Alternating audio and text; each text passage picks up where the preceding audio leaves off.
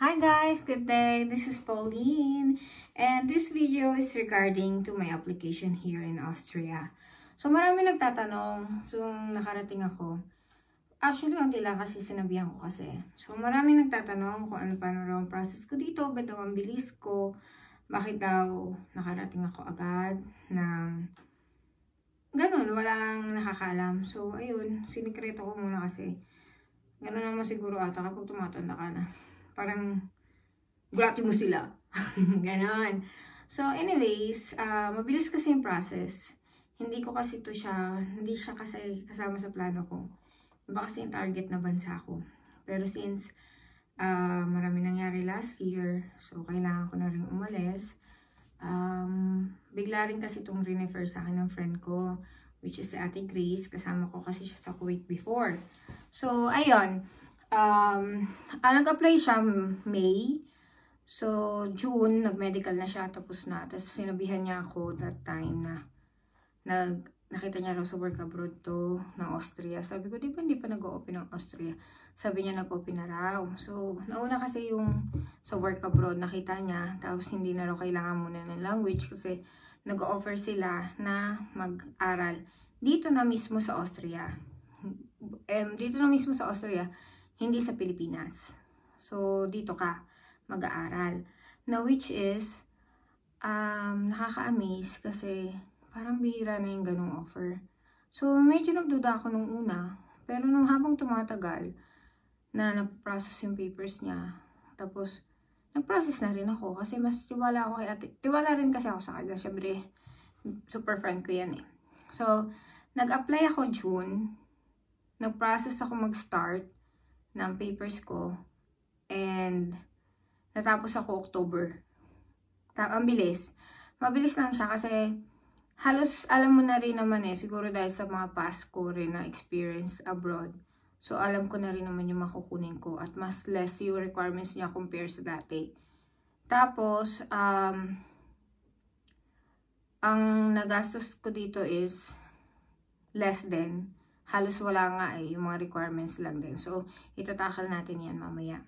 And sa Austria, ang kumuha po sa amin ay government po nila. So, kaya free po kami sa accommodation, may food allowance, and free transportation. So, ito po is ang aming accommodation. So, hotel po siya. Tapos, may kanya-kanya kaming room. Ang food allowance po is pinibigay nila sa amin. Pero sila kasi nagsusupply na ng pagkain namin. At more than dun sa food allowance, yung nare-receive namin food. So, parang nga kami may buffet everyday eh. So, ayun. Tapos, kung may language ka na, German language is advantage. Pero kung wala is pag-aaralin ka naman nila dito. Ang visa po namin is work and study, permit o visa. Tapos, sila po lahat magpa-process. So, first, ang itakal natin first is yung requirements. So, ano ba ang mga requirements na kakailangan ninyo dito sa amin? So, unang-una is CAV ng high school and college. Sa high school is sa high school is diploma, Form 137, and, ano ba yun? Andito yun eh. So, Form 137, diploma, tsaka graduation certificate. Ayan. Tsaka yung sa English. Alam naman yan ng school nyo kapag tinanong nyo naman na sila. Sabihin nyo lang for CAV. Tapos after 1 week, pababalikin ka para kunin na requirements. Tapos i-apply mo siya for CAV sa DepEd. Tapos, kukunin mo na lang siya after a few days. Tapos ang second is, ang pinakamatagal is CAV for college. Ang kukunin mo is diploma, TOR and RLE. Kung may diploma ka na before, kailangan mo lang siya ipo-photocopy. Pero ang RLE at TOR, nag-expired kasi yan for 5 years. So, hindi na valid yung akin. So, kumuha ako ng bago. Mas maganda, mas bago yung requirements mo, yung latest. So, after mo mag-request sa school mo, ipapabalikan ka after 1 month. Tapos, doon na naman ikaw ulit mag-apply for CAV. Tapos, ewan ko kung 2 weeks ata yun. So, matagal yung CAV sa college. After that is PRC basic. So, alam niyo na rin yan. Board rating, board passing, tsaka, ano siya, board passing and rating, tapos authentication and certification. Pero may ibibigay naman kasing listahan sa inyo kung ano yung mga requirements. So, ngayon, na-explain ko lang isa-isa. Kung may makalimutan man ako, is basic na lang din yun. Tapos, kailangan nyo ng birth certificate, PSA, Senomar, kung single or married. So, kailangan ng Senomar. Tapos, kailangan ng NBI, yung latest. 3 months yung, validity. Parang, 3 months mo pa lang siyang nakukuha. Ganun. Tapos, after mo makumpleto, is ipapa-apostil mo sa DFA. So, each yata is 100, ganyan. Pero ipapa-apostil mo sila. Madali na lang naman ang apostil kasi makukuha mo rin naman siya in few days. So, kailangan makompleto mo muna yung requirements. Tapos, kapag kumpleto ka na na-apostil na lahat-lahat, saka nila bibigyan ng referral for medical. Tapos, magbabayad ka lang ng 4,000. Tapos, after that, kapag nakakapasa ka na sa medical, schedule ka na nila for embassy interview na sa malapit lang naman yun. So, saglit lang yun. Parang sa embassy interview is ipapasa mo na yung mga requirements mo. And then, after mo ipasa, tatanungin ka lang nila tungkol sa requirements mo. Pero hindi naman madami. Tapos magbabayad ka dun. Pero hindi sa'yo galing ang pera. Ibibigay yun ng agency. That is from Austria government. Tapos, after few weeks, like 2 to 3 weeks, lalabas yung visa mo. And then, magpupunta ka sa visa stamping para i-stamp nila. Ang visa mo is work and study permit, visa, ganyan. Pero, ayun, work and study kasi nga mag-study ka dito, tapos nag-work ka. Yun kasi yung program. Mag-work ka habang nag-i-study. Pero since kami yung first batch o yung sa first batch, second batch kasi kami, ang nangyari sa kanila, instead na mag-work and study muna sila, ginawa is nag-study muna for 6 months. Kasi para ma-focus ka nga naman daw. Totoo rin naman kasi, mahirap naman daw kasi mag-focus ng nag-work. So, A1 and A2, mag-aaral kami for 6 months. Tapos, after that, i-assess kami, mag-exam kami kung makakapasa kami or hindi. So, kung makapasa kami, we will go to B1 and B2. We will proceed on B1 and B2. Then, while working, mag-apply na kami ng work doon as nursing assistant. So, first, nursing assistant ka muna. Tapos, mag-study ka ng B1 at B2. Tapos, kapag nakapasa ka doon, saka ka na lang mag-exam as a nurse dito. Pero, ang sahod mo sa nursing assistant is okay na. Pero, syempre, kailangan mo mapasa ang A1 at A2. Kung hindi ka makakapasa sa A2, pabalik ka ng Pilipinas. Pero, hopefully, and we will pray na sana makapasa ang lahat. And, then, ang agency na to, ito kasi yung binalita sa news na ang Austria is nangangailangan ng 1,500 na nurses. So, kami yung first batch. So, ngayon, hindi pa siya open ang second wave kasi titingnan pa, i-observe pa yung first batch kung ano yung mangyayari. Sa mga nagtatanong po kung open na, standby po muna ang second wave. So, mga gusto mag-apply, wala pong problema. Ibibigay ko po sa inyo, email nyo lang sa akin, or i-PM nyo lang ako. Isasend ko sa inyo kung anong email address na sasendan nyo. Tapos, isend nyo na lang din sa akin for sure, para ilista ko yung pangalan ng mga gusto mag-apply para i-line up kay dun sa agency namin. Ang agency po namin is LRC Manpower Agency na makikita sa Makati. Sila ang first agency ng Austria sa Pilipinas. So, sila ang legit talaga. So, ngayon, ayun pa lang po, kami pa lang po ang nakakaano dito. So, after that, baka man naman mag-process. So, yung mga mag-process na rin kayo ng papers. Pero wag niyo muna i-DFA. I-DFA nyo na lang kapag sure na. Kasi para if ever na may na-applyan pala kayong iba, tas nauna yun, pwede nyo naman na unahin yun. Ganyan. Kasi para lang sigurado. Makasiguro ka, ganyan. Kung may gusto ko pag-apply, iba, walang problema. So, ayan. Tapos, sa salary, is nursing assistant na. Pero okay na rin naman siya.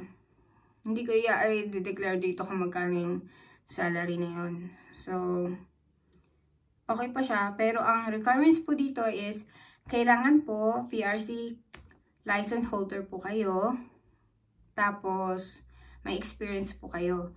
Kahit anong experience sa nurse, okay lang po. Kasi ako sa derma, ako, hospital. Yung iba dito is nag-hospital, nag-PDN. Or yung iba is newly passer, pero may ilang months na experience sa hospital. So, wala pong problema din yun. Tapos, ano pa makailangan nyo dito?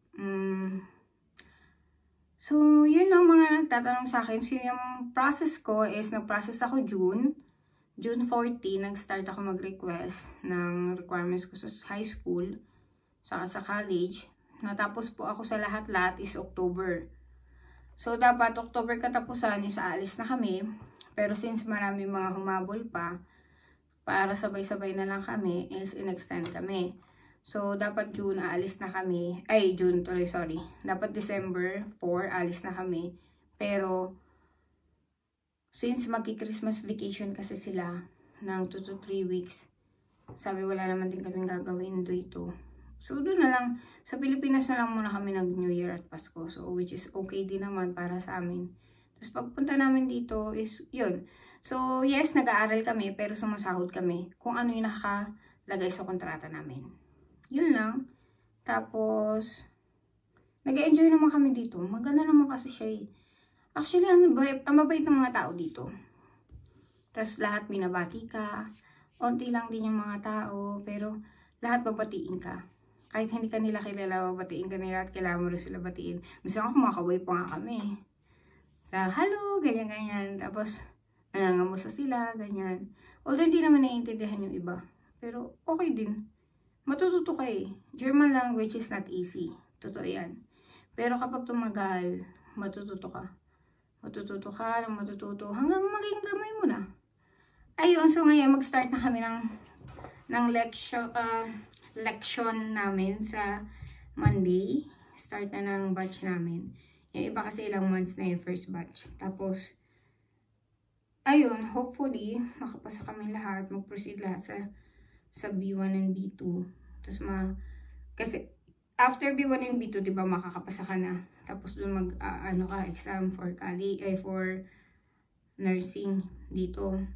Lalaki pa kasi yung sahod mo. Hindi lang yan. So, yung ngayon, parang stepping stone mo pala yung nursing assistant. So, after A2, maghahanap ka ng work. Kung sa kanila ilalagay. Kasi government to eh. So, kung saan ang meron, kung may kailangan, doon kanila ilalagay. Tapos, lilipat na kami doon after dito. Yes, free accommodation po kami. Kahit, dito. Free accommodation, free food, free transpo. So, halos wala na nga rin kaming ginagastos kasi yung food madami, as in madami, para kaming buffet talaga. Tapos sa tubig naman, naiinom mo naman yung tubig dito sa mga puso. So ngayon kasi winter pa eh. So malamig pa. Wala pa masyadong mga green. Wala pang halaman masyado yung mga puno. Wala pang leaves ba? So ngayon, ayun, kung may mga questions pa kayo, pasensya na kayo kung hindi ko kayo nasagot agad kasi na-busy ako eh. Sorry. Siyempre nag-ayos pa kami ng gamit, ng rooms. Fina-familiarize namin yung lugar. Tapos yung oras kasi 7 hours late kasi kami from Philippines compared to Philippines. Tapos nag-walking kami lagi kasi pinafamiliar nga namin. Tapos, ayun, nakikisama kami, nakikipag-usap. Na kung ano yung mga gagawin namin dito, ganyan. Normal lang naman. Tapos, ayun, wala naman na masyadong kailangan. So, mag-ayos na rin kayo ng papers nyo. Kasi, natutuwa rin kasi ako sa process dito sa Austria kasi ang bilis. Bihira kasi yung ganitong offer eh. As in, para siyang imposible. Pero, posible. Yung ganon. So, dito ka na mag-aaral ng language at the same time sumasahod ka. Diba? Ang ganda. So, yung iba kasing bansa, alam naman na natin yung iba compare dito. So, kaya green up ko na rin siya. Green up rin siya ng friend ko. And hopefully, maging maganda. So, ayan. Nasagot ko naman na po lahat ng tanong nyo. Sana nakatulong. At wish us luck. And wish you all luck also. Sana makasunod kayo dito. Makasama ko kayo. At magkatakan tayo pataas mga nurses. Good luck sa inyo. Sana mag-inspirasyon din ako sa inyong lahat. At kayo rin naman, inspirasyon ko para maging maayos. Para kayo din. Ma-share ko rin sa inyo. Ganyan. Thank you all. Thank you sa inyo mga nurses and good luck. Hopefully, magkita-kita tayo. Hindi man dito. Pero sa mga bansang gusto nyo rin. Ayun. Danke schön. Bye-bye guys. Guten Tag. And dagdag information lang. Ang visa kasi namin dito, iyon nga sa work and study. Pero resident visa na po kami. So, ayun, resident na kami ng Austria.